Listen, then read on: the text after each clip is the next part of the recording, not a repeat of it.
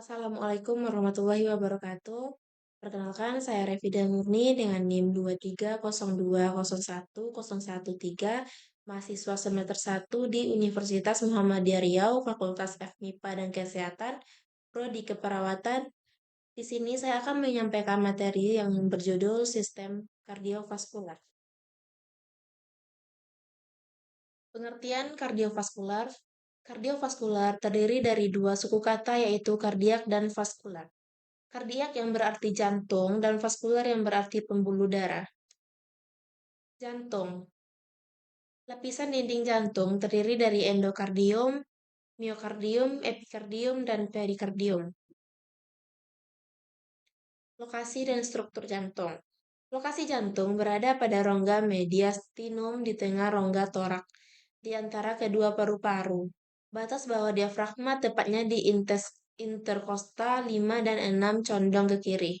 Jantung memiliki struktur yang menyebabkan darah tidak bisa kembali ke tempat sebelumnya, sehingga akan menyebabkan darah hanya mampu beredar dalam satu arah saja, atau tidak bolak-balik. Struktur yang memegang peranan ini adalah klep jantung yang berada di antara atrium dan ventrikel. Ini contoh gambar dari posisi jantung pada tubuh kita. Sirkulasi jantung. Atrium yang tugasnya menerima darah dari vena, ventrika memompa darah dari ke arteri. Aliran darah melalui jantung diatur oleh katup yang membuka ke satu sisi. Organogenesis jantung. Organogenesis yaitu proses pembentukan organ-organ tubuh pada makhluk hidup, hewan dan manusia. Organ yang dibentuk ini berasal dari masing-masing lapisan dinding tubuh embrio pada fase gastrula. Sistem kardiovaskular. Yang pertama jantung, fungsinya sebagai pemompa darah ke seluruh tubuh, pembuluh darah sebagai pipa penghubung antara jantung dengan sel, darah sebagai zat penyangkut, O2, zat gizi, CO2, hormon, enzim, dan sisa metabolisme. Anatomi jantung. Jantung terletak di rongga dada terdiri dari 4 ruang, 2 atrium, dan 2 ventrikel. Karakteristik otot jantung. Jantung merupakan organ otot yang dilapisi oleh selaput perikardium. Otot jantung mempunyai tipe tersendiri, berbeda dengan otot-otot polos maupun otot lurik. Sifat kontraksi otot jantung.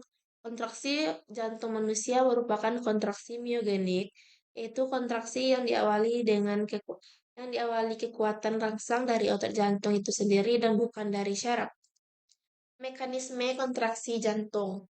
Aktivitas kontraksi jantung untuk memompa darah ke seluruh tubuh selalu didahului oleh aktivitas listrik.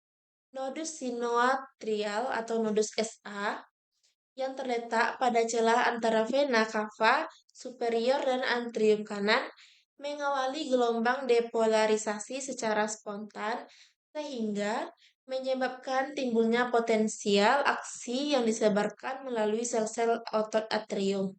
Nodus atrioventrikuler atau nodus AV berkas HIS, serabut Purkinje, dan akhirnya ke seluruh otot ventrikuler. Pembuluh darah. Yang pertama kapiler, tempat pertukaran nutrisi, udara, hormon, dan metabolit. Kedua, arteri mengalirkan darah dari jantung ke seluruh tubuh. Ketiga, vena, pembuluh darah balik, mengalirkan darah kembali ke jantung. Dan yang terakhir, dinding pembuluh darah tunica intima, tunica media, tunica adventitia. Nah, ini adalah contoh dari pembuluh darah yang berada di dalam tubuh kita, yang mulai dari atas kepala sampai ke ujung kaki kita yang dialiri dengan pembuluh darah. Aliran darah manusia dari sistem atau mayor atau besar dimulai dari ventrikel kiri, aorta, sel seluruh tubuh, vena, dan atrium kanan. Pulmonar atau minor atau kecil dimulai dari ventrikel kanan arteria, pulmonalis, pulmo atau paru, vena, pulmonalis, atrium kiri. Arteri mempunyai 3 tipe, yang pertama yaitu elastis atau besar, muskular atau medium, dan yang terakhir arteriola atau kecil.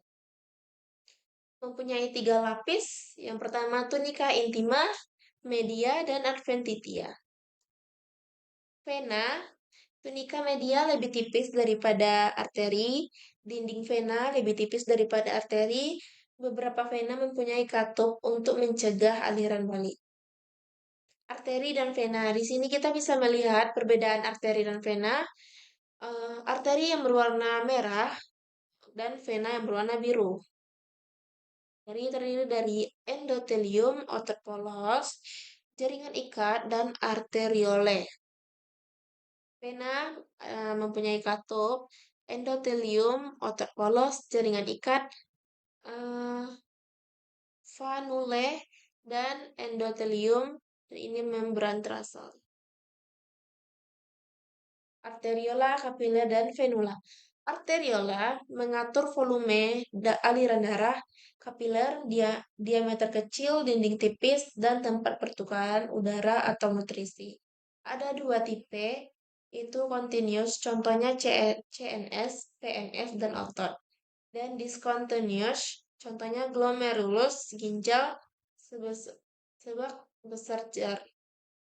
Venula postkapiler yaitu tempat lewatnya sel darah sensitif terhadap serotonin dan histamin yang meningkatkan permeabilitas cairan dan sel darah selama reaksi alergi dan inflamasi. Tidak ada tunika media sejati, hanya ada 1-2 lapis otot. Nah, ini adalah contoh dari arteriola dan venula. Ini arteriola dan ini venula. Dan ini kapiler.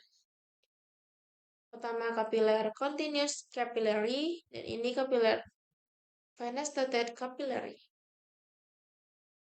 Denyut jantung atau nadi. Gambaran tentang aktivitas pompa jantung maupun keadaan pembuluh darah itu sendiri. Nah, denyut jantung kita atau nadi bisa kita rasakan di pergelangan tangan kita. Macam denyut jantung. Yang pertama ada resting heart rate yang disingkat menjadi RHR. Yang kedua maxilla heart rate disingkat menjadi MHR. Yang ketiga heart rate reverse disingkat menjadi HRR. Dan yang terakhir atau yang keempat training heart rate disingkat menjadi THR. Sinusoid, dinding tipis mirip kapiler yang tidak komplit, mempunyai diameter besar, di hati nodus limpatikus, jaringan hemopotik seperti sumsum tulang dan limpa. Itulah sekian presentasi dari saya. Terima kasih. Wabillahi taufiq wal hidayah. Wassalamualaikum warahmatullahi wabarakatuh.